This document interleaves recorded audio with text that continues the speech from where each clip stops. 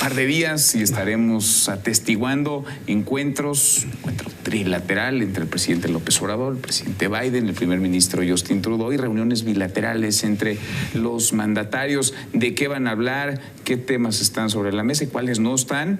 Pero probablemente puedan aparecer durante la conversación. ¿Cómo estás? ¿Qué tal, Manuel? Buenas noches. Muy buenas noches, Stephanie Enaro. Stephanie, ¿cómo estás? Hola, ¿qué tal? Buenas noches, Muy buenas noches. Ricardo Rafael. Manuel, Ricardo, ¿cómo estás? Buenas noches. Muy buenas noches. ¿Cómo le va a ir? No traes varita mágica ni bola de cristal. Empecemos. ¿Cómo le va a ir? Mira, espero que a México con base en los temas que están sobre la mesa. A ver, migración, sí. El tema económico. No, energético no está. Ah, ¿cómo no? Que acabas de dar la noticia, energético Manuel. No está. No, lo energético no está en la agenda mexicana. Pero si tú revisas la canadiense, la de Estados Unidos, sí está. Está rarísimo. ¿Está o no está? Sí, sí está. ¿Y por qué no va la Secretaria de Energía? Pues por eso no va. A ver, ¿quiénes van? Fíjate qué complicado hacerle una pregunta a eso. No, bueno, fue el señor el que intervino. A ver, el canciller Marcelo Ebrard. Sí. El secretario Rogelio Ramírez de la O, de Hacienda. Sí. La secretaria de Economía Tatiana Cloutier. Sí, Francisco Garduño de Migración. Y Hugo López-Gatell de Salud. Sí, porque no tienen a otro ahí, pero entonces traen a él. Bueno, por eso le cambian las vacunas. Entonces no está nadie, digamos, para el tema eléctrico energético. Es que se lo van a manejar con Hacienda.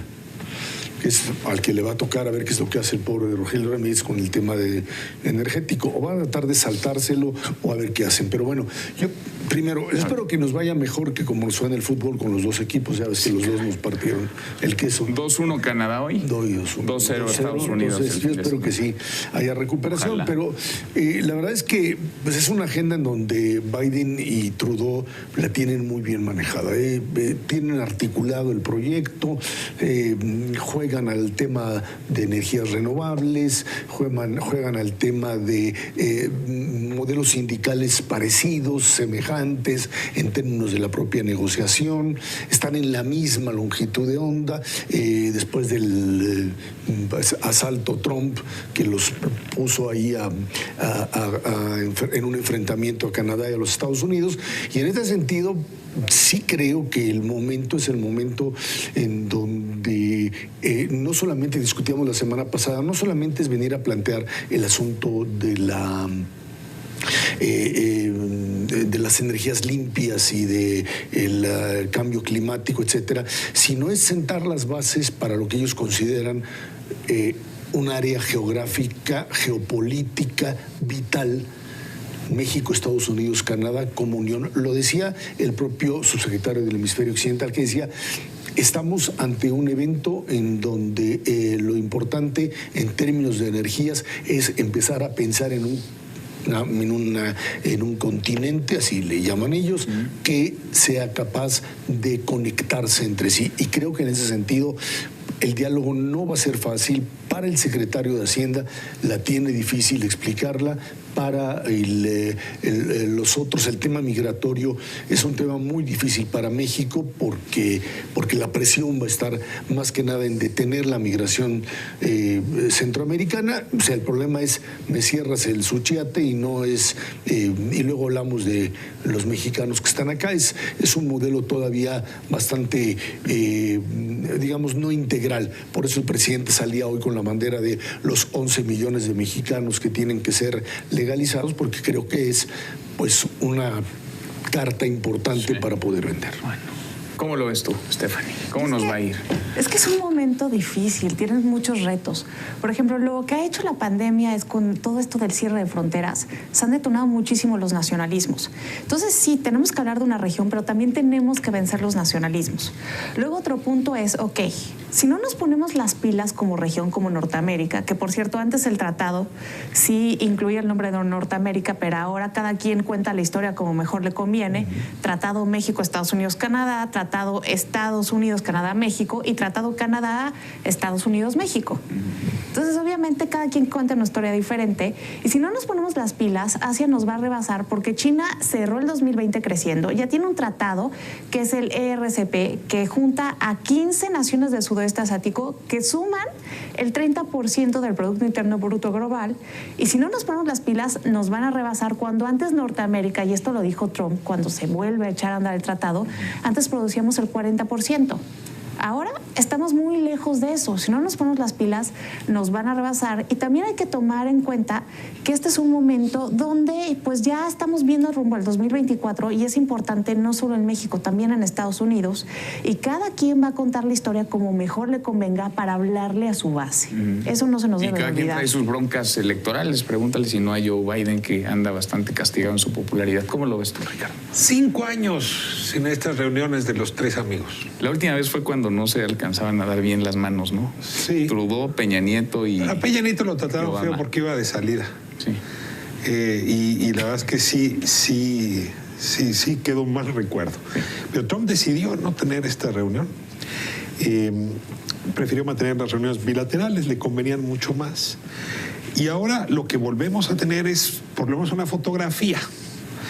Yo todavía me pregunto si esa fotografía va a ser meramente simbólica o va a traer contenido. Tiendo a pensar que va a traer contenido porque hay muchos expedientes acumulándose por la pandemia y por los 5 años de retraso que les urge solución. Y déjame entrar a saco, Manuel, algunos de esos que veo enfrente. El tema migratorio. El presidente trae un as bajo la manga que ya no está tan bajo la manga. Va a proponer resucitar el programa Bracero. No olvidemos que después de la Segunda Guerra Mundial, México logra un acuerdo muy importante con Estados Unidos para visas temporales. El presidente López Obrador le va a pedir a Joe Biden que reciba entre 600 y 800 mil migrantes mexicanos y centroamericanos con visas temporales, un poco como se hacía con el Bracero, para que participen pues, en una economía que va a recibir pues, varios miles de millones de dólares para su relanzamiento. Tiene como problema que en efecto hay una base electoral todavía muy trumpista que no se siente nada contenta con que sus impuestos vayan a ser utilizados para atraer migrantes, que además ya nadie asegura que vaya a ser temporal, una cosa son los años 50 y ahora.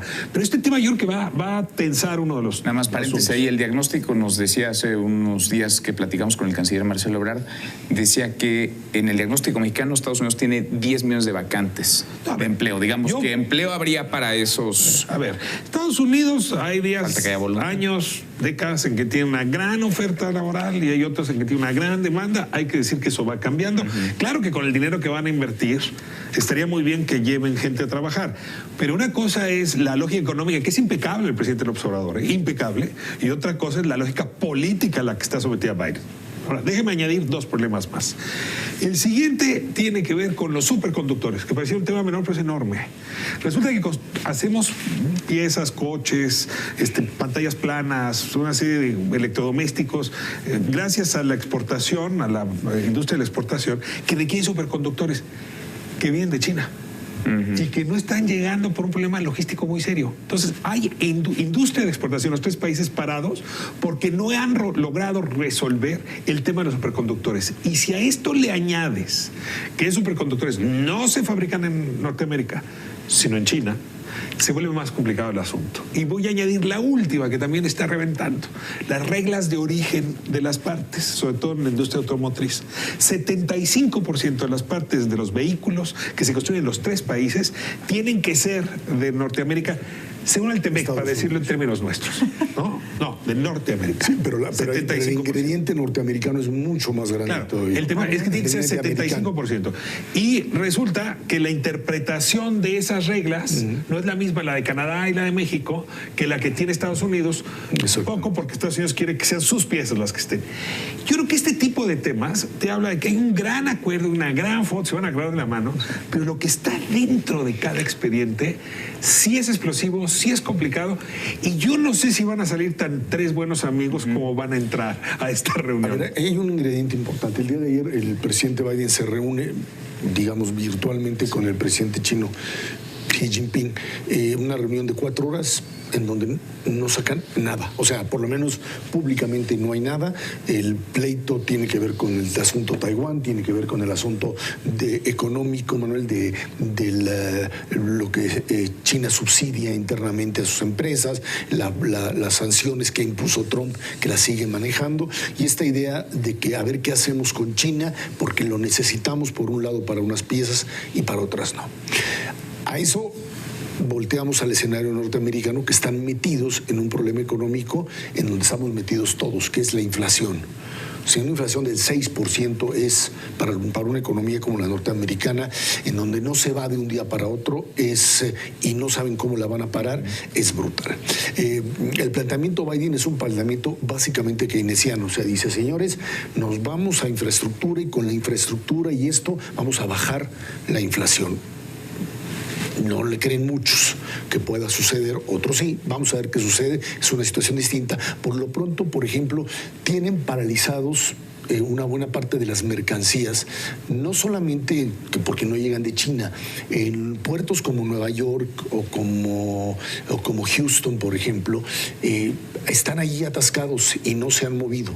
No se han movido al resto de los Estados Unidos. Siguen atorados por una serie de problemas de transporte, de falta de permisos, de toda una burocracia que lo ha detenido en medio de la pandemia, y esto les ocasiona un aumento importante de precios y tienen que echarlo a andar rápidamente. En ese escenario, el tema del salario en Estados Unidos es fundamental para poder entender lo que estamos viviendo ahora. Hay en el área de servicios un montón de empresas o de comercios, servicios que están buscando gente que les trabaje por $15 la hora y la gente no le entra por ese sueldo. Y ahí es donde lo que plantea Ricardo, y que creo que es un arma en donde pues le van a tener que entrar con la migración mexicana, es porque no tienen de otra.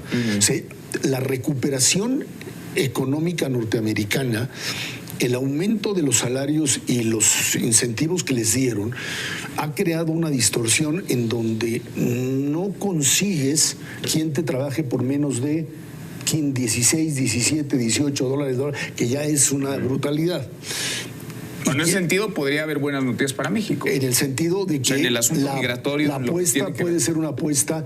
Eso, lo que pasa es que los sindicatos norteamericanos vas a decir, me estás trayendo mano de obra barata para tumbarme los sueldos, ¿no? Claro, es un problema cuando tienes que ver con lo laboral, pero hay varias áreas de oportunidad. Primero es que México tiene un bono democrático muy importante y eso nos va a hacer cada vez más atractivos para Estados Unidos. Después tenemos que tomar, como bien lo decía Ezra, el contexto de la relación entre Estados Unidos y China, porque parece que después de que llegó Biden a Estados Unidos, el único reset que hubo fue del lado chino, donde pues ya no los ven como más, ya los ven hombro a hombro, ya los ven como su igual, y lo dijo Xi Jinping, Estados Unidos nos tiene que ver como que somos dos barcos navegando en el mismo mar y se tiene que acostumbrar. Y bajo esto, pues México tiene más presión porque el capítulo 32 del TEMEC dice que ninguno de los tres países puede firmar un tratado que nos saque una economía de libre mercado. Esto es asegurar las fronteras geopolíticas de Estados Unidos y pues obviamente México forma parte de estas fronteras. Uh-huh. Y entonces, si hay este problema con las cadenas de suministro a nivel regional, que también se está viviendo a nivel global, porque ese es otro daño colateral de la pandemia, pues México podría convertirse en una especie de nueva China, porque muchas empresas ya no quieren estar tan lejos, ya quieren estar en la misma zona horaria que sus matrices, y ahí México, si esta administración sabe jugar bien sus cartas, que va a ser eso también un reto, podría salir beneficiado. Ahora, ¿te ves con los presidentes, con tus vecinos, porque hay diferencias y tienes que hablar de ellas? ¿Te ves porque hay acuerdos y tienes que poder venderlos? Te llamaron que vayas. Porque no te puedes... A ver, pasaron 5 años, lo decía Ricardo, y no te viste, ¿no? No te llamaron. Ellos son los que llaman. Sí te llamaron, pero de otra manera. No, sí te llamaron bajo sus condiciones y en donde Pero no te ves para pelearte. ¿Cuál es tu pregunta? ¿Te ves para pelear? No. ¿O te ves porque hay cosas que a los tres van a beneficiar que hay que vender? Muy claramente, a ver. Biden tiene una agenda que va de la mano, ¿eh? Uno, le aprueban la inversión para infraestructura multimillonaria, ¿no? Esos mismos días se genera la reunión. Tiene una reunión con Xi Jinping donde lo único que trascendió es una frase de Biden que es impecable. Proteccionismo del sentido común. Claro que sí, son bloques distintos. Y nosotros no somos Vietnam. Si estuviéramos en la zona geográfica de Vietnam, podrían ser todos los acuerdos que quisiéramos con los chinos. Pero claramente el cosmos nos ubicó aquí. Y en ese sentido sí requiere repensarse estratégicamente Norteamérica frente al crecimiento bestial que está teniendo el bloque asiático encabezado por China. Y en esa lógica yo sí creo que tenemos ventajas, digamos, de interdependencia, como dicen los estudiosos de la materia, que si las aprovechamos bien nos pueden magníficamente. Es decir, sí, en efecto, resolver la migración desde una lógica mucho más aceptable, incluso moralmente. En la integración económica a través de suministros que hoy están quebrados y que en efecto tienen muy confrontados a los distintos sectores. Y luego pues sí tenemos que apostarle, y ni modo, yo sé que le molesta mucho a la Secretaría de Energía mexicana que no fue, pero a partir de un acuerdo sobre lo que podemos hacer juntos por las energías renovables. Y aquí es donde, se me olvidó hace un momento, pues mencionar el otro asunto que está trinando o que está quebrando el ánimo. Y me refiero a que Biden dijo pues que le va a poner un subsidio, más bien un crédito impositivo, ¿no? Te van a deducir de impuestos si compras carros eléctricos, hasta $7,500. O sea, nada mal, no estamos en 160,000 pesos. Imagínate que ahorita te diga, Manuel, cheque de 160,000 pesos para que compres un coche eléctrico. Suena preciosa la propuesta, nada más que hay que advertir que el único fabricante de coches eléctricos son los estadounidenses. Entonces es un subsidio a la industria vehicular estadounidense. Y eso también va a tronar. Todo eso junto está en el debate, no creo que se resuelva en esta reunión. Y las baterías vienen de China. Todas las baterías pasan por allá. Entonces, aquí no podemos hablar de una guerra fría porque dependen el uno del otro. Estamos viviendo otro fenómeno totalmente diferente. Y lo que tienes enfrente de ti, y creo que esto es fundamental, es un Estados Unidos-Canadá que le viene a decir al presidente López Obrador, aquí está el escenario, juegas con nosotros, no vengas con una reforma eléctrica y una reforma energética que no cuadran, tenemos que cuadrarla. Ese es el mensaje. Y creo que no llevar a la Secretaria de Energía es la mejor señal. Ahora, llevar a López-Gatell es decirle, lo llevan para que les diga, ay, ya puse las vacunas de 15 a 17, no me alcanza para menos, pero ese es otro problema. Va a agradecer, oye, 10 millones de vacunas que nos dieron. Pero entonces, es vergonzoso. Tenemos la tercera tasa más baja de la OCDE. Sí. Pues es vergonzoso. Bueno, ¿nos ve bien, mal o regular?